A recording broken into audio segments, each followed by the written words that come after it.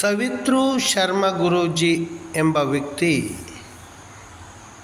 ಏನು ಹೇಳಿದ್ದಾನೆ ಅಂದರೆ, ಒಂದು ಟಿ ವಿ ವಿಕ್ರಮದಲ್ಲಿ ಕೂತ್ಕೊಂಡು ಹಿಂದೂ ಧರ್ಮದ ಗಣಪತಿಯನ್ನು ಅವಹೇಳನ ಮಾಡಿದ್ದಾನೆ. ಹೇಗೆ ಹಿಂದೂಗಳ ನಂಬಿಕೆಗೆ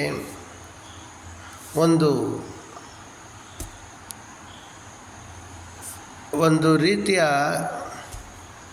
ಅವಹೇಳನ ಮಾಡಿದ್ದಾನೆ. ಇದ್ರ ಬಗ್ಗೆ ವಿವರವಾಗಿ ನಾನು ತಿಳಿಸ್ತೇನೆ. ಸ್ನೇಹಿತರೆ,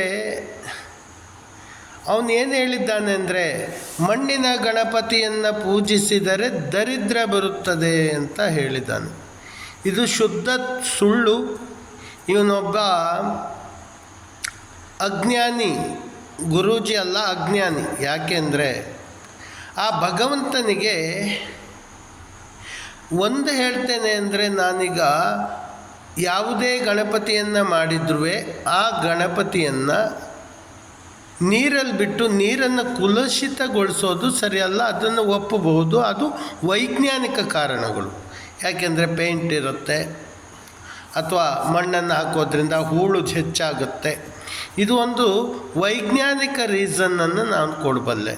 ಆದರೆ ಅದೇ ಗಣಪತಿಯನ್ನು, ಮಣ್ಣಿನ ಗಣಪತಿಯನ್ನು ಮಾಡೋದ್ರಿಂದ ಅದನ್ನು ಈ ಪರಿಸರಕ್ಕೆ ಲೀನಗೊಳಿಸೋದು ಅಂದರೆ, ಯಾವುದಾದ್ರೂ ಒಂದು ಕಾಡಲ್ಲಿರುವ ಮರ ಗಿಡಗಳ ಬುಡದಲ್ಲಿ ಇಡೋದ್ರಿಂದ ಆ ಗಣಪತಿ, ಮಣ್ಣಿನ ಗಣಪತಿ ಮಣ್ಣಲ್ಲಿ ಬೆರ್ತೋಗುತ್ತೆ. ಅದರಿಂದ ಯಾವುದೇ ದೋಷ ಇಲ್ಲ, ದರಿದ್ರ ಬರೋದಿಲ್ಲ. ಸ್ನೇಹಿತರೆ, ಇದು ತಪ್ಪು ಒಂದು ಸಂದೇಶವನ್ನು ಕೊಡುತ್ತಾ ಇರುವಂತಹ ಸವಿತೃ ಗುರೂಜಿ ಅಂತ ಅವನ ಹೆಸರು. ಟಿ ವಿ ವಿಕ್ರಮದಲ್ಲಿ ಹೇಳಿದ್ದಾನೆ. ಅದನ್ನು ನಾನು ಸ್ಕ್ರೀನ್ಶಾಟ್ ಮಾಡಿದ್ದೀನಿ.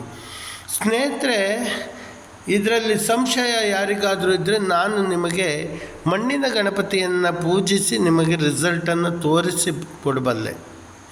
ಇದು ಯಾರೇ ಬೇಕಾದರೂ ಕೇಳಿಕೊಂಡ್ರು ನಾನು ಇದನ್ನು ತೋರಿಸಿಕೊಡ್ತೇನೆ. ಮತ್ತು ಸ್ನೇಹಿತರೆ, ಆ ಸವಿತೃ ಗುರೂಜಿ ಟಿ ವಿ ವಿಕ್ರಮದಲ್ಲಿ ಕೂತ್ಕೊಂಡು ಡೋಂಗಿ ಮಾತಾಡ್ತಾನೆ. ಇದು ನಮ್ಮ ಹಿಂದೂ ಧರ್ಮದ ನಂಬಿಕೆಗೆ ಧಕ್ಕೆ ಬರುತ್ತೆ.